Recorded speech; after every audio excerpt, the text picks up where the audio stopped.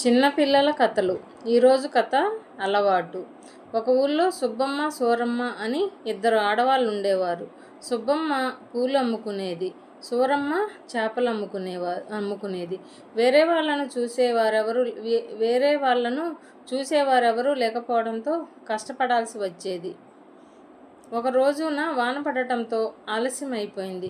పూటకూళ్ళ పెద్దమ్మ ఇంట్లో ఆ రాత్రి తలదాల్చుకోవడానికి నిశ్చయించుకొని పెద్దమ్మ ఇంట్లో ప్రవేశించారు. తినడానికి పెట్టి నిద్రపోవడానికి గది చూపించింది పెద్దమ్మ. సూరమ్మ పూల వాసన భరించలేకపోయింది.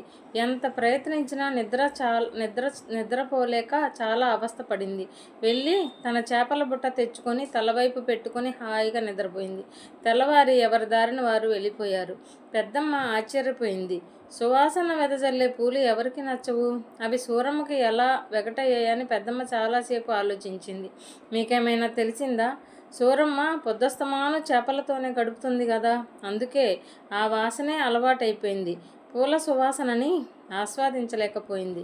మనమైనా అంతే. చెడులో మునిగి తేలుతున్నామంటే చెడే నచ్చుతుంది. పిల్లలారా, మంచిలో ఉండాలి, మంచిని గ్రహించాలి, మంచిని ఆచరించడం నేర్చుకోవాలి. అప్పుడే మంచి నచ్చుతుంది పిల్లలారా.